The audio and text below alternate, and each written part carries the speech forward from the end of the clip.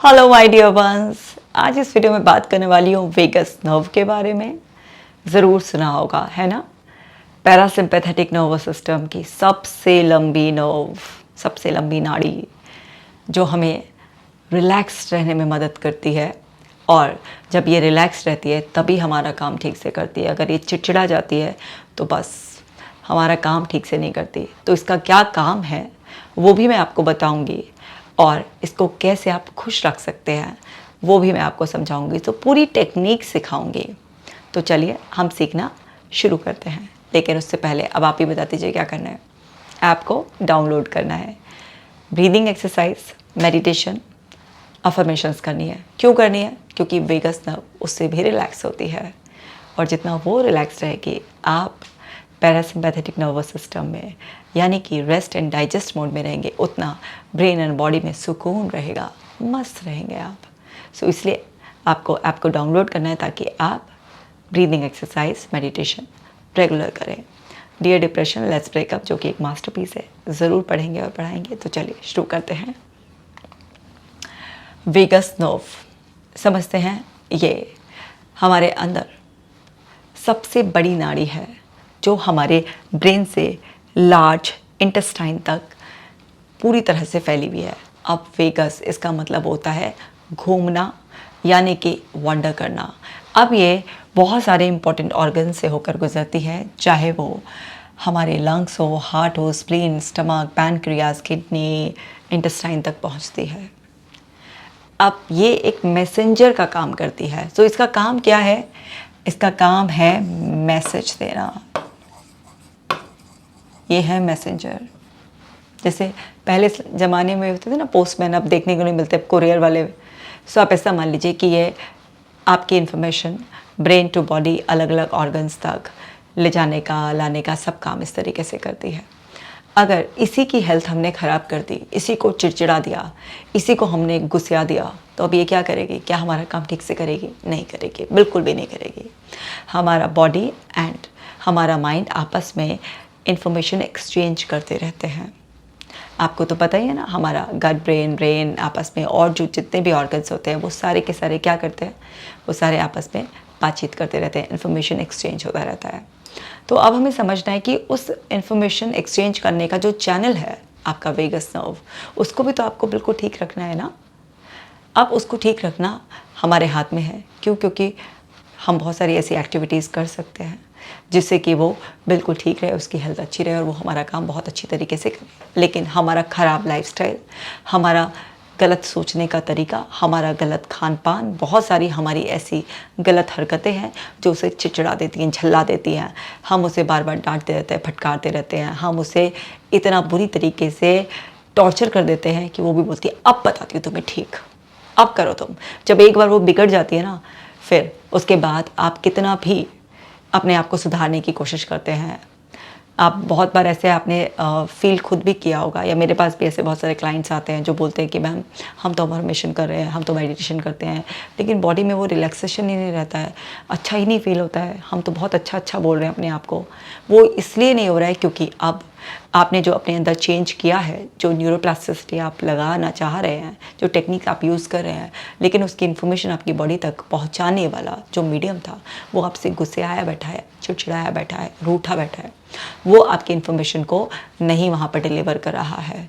सो वहाँ पर वो चीज़ आप फील नहीं कर पा रहे हैं। आपने उसे टॉर्चर कर दिया था, तो एकदम से अभी आपका मैसेज वो नहीं देगी, काम नहीं करेगा।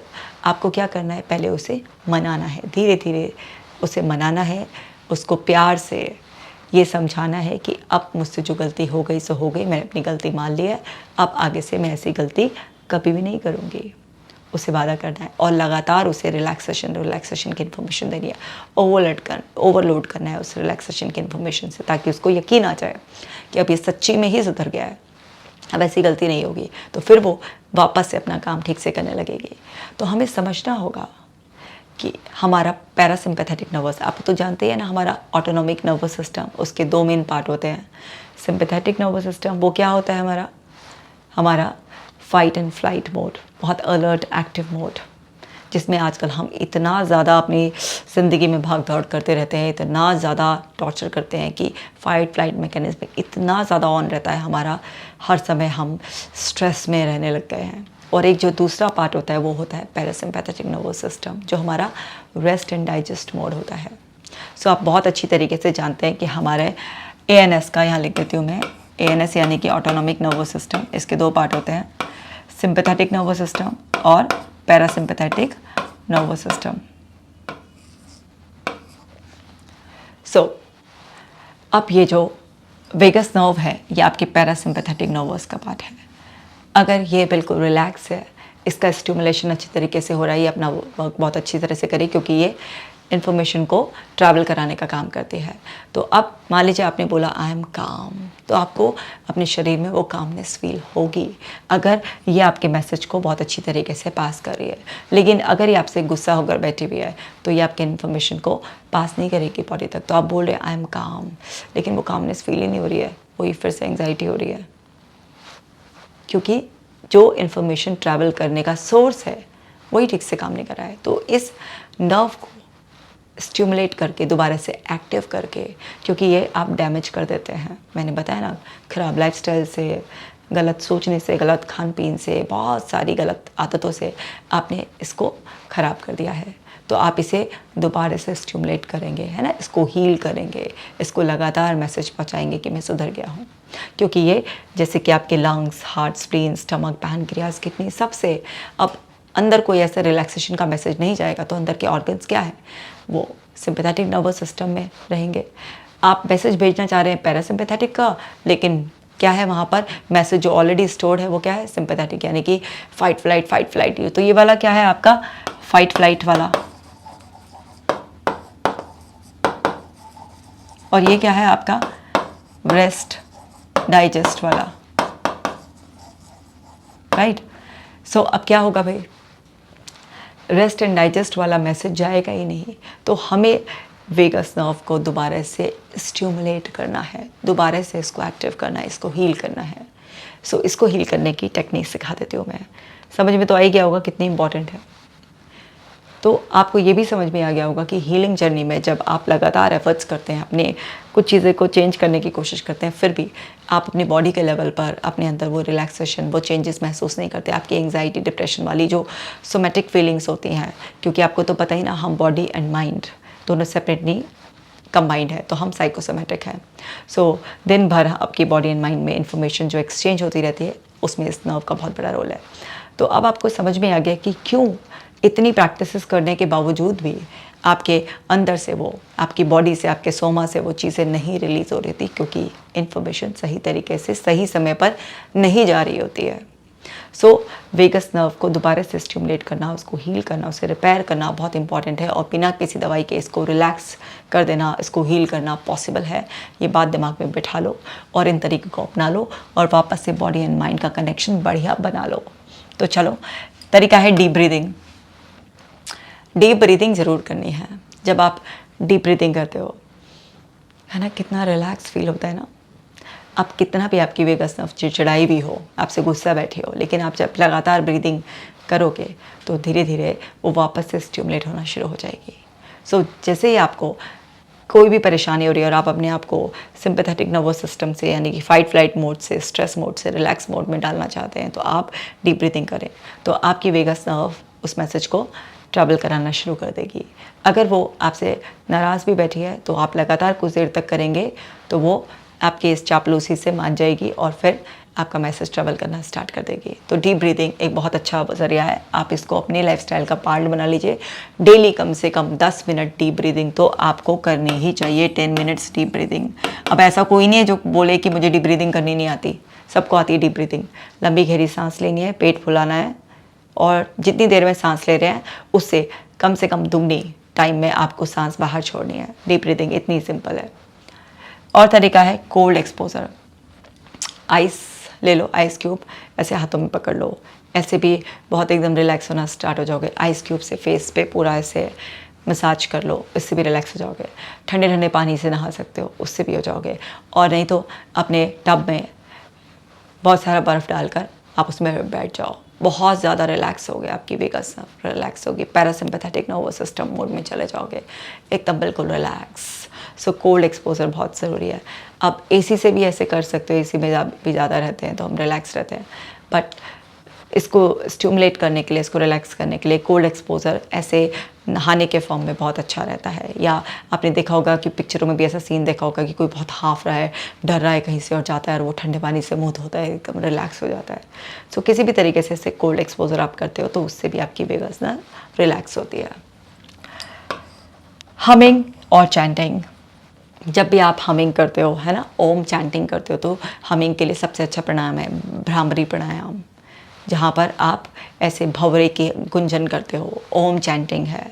सो भ्रामरी और ओम चैंटिंग इतने पॉपुलर वो हैं कि सबको आते हैं, नहीं भी आते हैं तो जस्ट यूट्यूब पे डालोगे भ्रामरी प्राणायाम कैसे करते हैं या फिर ओम चैंटिंग को किस तरह से करना है, क्योंकि इसमें क्या होता है कि आप ना जैसे ओम में म ऐसे खींचते हो या आप ऐसे भंवरे की आवाज़ निकालते हो, तो वो सब आपके ब्रेन को रिलैक्स करता है। सब कुछ ऐसे हमिंग साउंड से आपकी सारी नर्व बिल्कुल, क्योंकि सब से होकर गुजर रही है ना ये, तो वो रिलैक्स होती है, मतलब पार्ट पार्ट में रिलैक्स हो जाएगी। तो आपको हमिंग, ओम चैंटिंग वगैरह इस तरह से ज़रूर करना है। मेडिटेशन बहुत कोई भी फॉर्म में कर सकते हैं आप, गाइडेड मेडिटेशन कर लें, माइंडफुलनेस मेडिटेशन जहाँ सिर्फ ऑब्जर्व करें, कुछ भी। सो मेडिटेशन आपको शांत करने की प्रक्रिया है, आपके अंदर आप से मिलवाने का एक बेस्ट ज़रिया है। तो मेडिटेशन अगर आप करते हैं तो उससे भी आपकी वेगस नर्व रिलैक्स होती है। इसीलिए आपको बोलती हूँ, ऐप को डाउनलोड कर लीजिए और मेडिटेशन कर लीजिए। योगा, जब भी आप योगा करते हैं, जैसे सूर्य नमस्कार करते हैं, सूर्य नमस्कार आपको कितना अच्छा एनर्जी से भर देता है, एकदम रिलैक्स कर देता है। ऐसे बहुत सारे वो हैं आपके प्राणायाम, इतने सारे हैं, जो भी आप प्राणायाम करते हैं उस सबसे आपकी वेगस नर्व रिलैक्स होती है। तो योगा, प्राणायाम, अलग अलग पोस्चर्स ऐसे होते हैं, सबसे आप चंद्र नमस्कार करते हैं, सूर्य नमस्कार करते हैं, उस सब से आपको बहुत फ़ायदा मिलता है। योगा का तो कोई एक पर्टिकुलर ऐसा नहीं है कि ये योग की फॉर्म अच्छी है, किसी भी तरीके का अगर आप योगा करते हैं, कोई भी ऐसे योगा पोस्चर्स करते हैं, तो सारे के सारे ही आपके चक्रास को अलाइन भी करते हैं, आपके अंदर रिलैक्सेशन के लेवल को बढ़ाते हैं। इसीलिए तो आपने देखा होगा कि ना, जो भी लोग योगीज़ होते हैं या जो भी लोग योगा प्रैक्टिस करते हैं, उनके फेस पे एक अलग सा ही ग्लो रहता है, उनका एक ऑरा बड़ा प्योर सा रहता है। वो सब क्यों रहता है? क्योंकि उनके अंदर रिलैक्सेशन का लेवल बहुत ज़्यादा होता है। लाफ्टर, हंसने से भी आपकी वेगस नर्व बहुत रिलैक्स होती है। आपने देखा होगा ना, जब कोई कॉमेडी शो या ऐसे ही गपशप मारते हैं अपने लोगों के साथ, आप कितना हंसते हैं तो कितना रिलैक्स फील करते हैं। अभी कुछ देर पहले कुछ टेंशन भी हो रही थी और कुछ ऐसे आप हंस दिए खिलखिला कर किसी भी बात पर, तो कितना अच्छा फील होता है ना हमें। इससे बहुत सारे एंडोर्फिन भी रिलीज़ होते हैं हमारे अंदर। अब आपको ये समझना है कि लाफ्टर को एक एक्सरसाइज की तरह भी कर सकते हैं, या फिर आप अंदर नेचुरल ऐसे लाफ्टर क्रिएट हो तो उसके लिए बाहर भी इन्वायरमेंट में ऐसे अरेंजमेंट कर सकते हैं। उन पॉजिटिव लोगों के साथ अपने मोमेंट्स शेयर कर कर, हंसी मजाक कर कर, अपने लोगों के साथ टाइम स्पेंड कर कर। सो लाफ्टर से भी आपकी वेगस नर्व रिलैक्स होती है। गार्गलिंग से भी होती है जब आप गार्गल करते हैं, क्योंकि मैंने बताया ना वेगस नर्व आपके सब जगह ट्रैवल करती है, तो आप गार्गल करते हैं और तो उससे भी आपकी वेगस नर्व रिलैक्स होती है। सो गुनगुने पानी में हल्का सा आप सॉल्ट डाल के जब गार्गल करेंगे तो उससे बहुत फ़ायदा आपको मिलेगा। तो गार्गलिंग से बहुत अच्छा रिलैक्सेशन मिलता है। मसाज बहुत ही ज़्यादा रिलैक्स, आपने जब भी मसाज एक्सपीरियंस किया होगा आपको पता होगा कितना रिलैक्सेशन है ना। सारे हाथ पाँव दबा देते हैं पूरा, इतना वो सर्कुलर मोशन में जब वो पूरा का पूरा आपके अंदर ब्लड सर्कुलेशन बहुत अच्छा हो जाता है, वो जो प्रेशर बढ़ता है ना, तो उससे सब क्या होता है, रिलैक्सेशन का लेवल बढ़ जाता है। वो क्यों हमें रिलैक्सेशन फील हो रहा होता है? क्योंकि हमारा पैरासिम्पैथेटिक नर्वस सिस्टम की जो मेन नर्व है वेगस नर्व, वो रिलैक्सेशन के मैसेज को body to mind, mind to body travel करा रही होती है। इसीलिए तो पता चलता है हमें उस रिलैक्सेशन का। सो मसाज बहुत ही अच्छा ज़रिया है उसे स्टिमुलेट करने के लिए। प्रोग्रेसिव मसल्स रिलैक्सेशन बहुत ही अच्छा है कि बारी बारी से बॉडी के एक एक पार्ट पर ध्यान लगाना, सांस लेना छोड़ना, या आपने अपनी मसल्स को टाइट किया रिलीज़ किया, टाइट किया रिलीज़ किया, ये प्रोसेस भी आपकी वेगस नर्व को रिलैक्स करता है और इमीडिएट इफेक्ट से आपको रिलैक्सेशन फील होता है। और देखते हैं सोशलाइजिंग। जब आप सोशलाइजिंग करते हैं आपके अंदर ऑक्सीटोसिन रिलीज़ होता है, आप हंसते हैं, है ना, अच्छी तरीके से। लेकिन मैं वो सोशलाइजिंग की बात नहीं कर रही हूँ जो आप सोशल मीडिया पे कर रहे हैं, मैं एक्चुअल में सोशलाइजिंग की, और मैं उन लोगों के साथ सोशलाइजिंग की बात कर रही हूँ जहाँ पर आप खुश होते हैं, आप फ्रीडम ऑफ एक्सप्रेशन को एंजॉय करते हैं कि आप अपनी बात खुल कर कह पा रहे हैं, अच्छा क्वालिटी टाइम स्पेंड करते हैं। ये नहीं कि 4 लोग बैठे अपने मोबाइल में लग गए हैं। ऐसी सोशलाइजेशन से तो आप और ज़्यादा एग्जॉस्ट हो जाएंगे। सो सोशलाइजिंग सही तरीके से करने से आपकी वेगस नर्व रिलैक्स होती है। Spending time in nature, one of my favourite. So जब आप नेचर में टाइम स्पेंड करते हैं, है ना, अपनी माँ की गोद में जाते हैं, नेचर माँ की, सो बहुत ही ज़्यादा रिलैक्स फील करते हैं। क्यों होता है रिलैक्सेशन फील? क्योंकि वहाँ पर इतनी पॉजिटिव एनर्जी होती है और आपकी बॉडी एंड माइंड में वेगस नर्व वो इन्फॉर्मेशन को ट्रैवल करा रही होती है और बहुत ही सूदिंग एक्सपीरियंसेस से आप रिलैक्स होते हैं। तो नेचर को ज़रूर एक्सपोज करें। वहाँ पे सनलाइट एक्सपोजर भी हो जाता है, वहाँ पे आप हवा, धूप, मिट्टी, पानी सबके संपर्क में आ जाते हैं। तो नेचर के साथ एक्सपोजर बहुत इंपॉर्टेंट है। लिसनिंग टू म्यूज़िक सुनने से भी बहुत ज़्यादा रिलैक्सेशन मिलता है।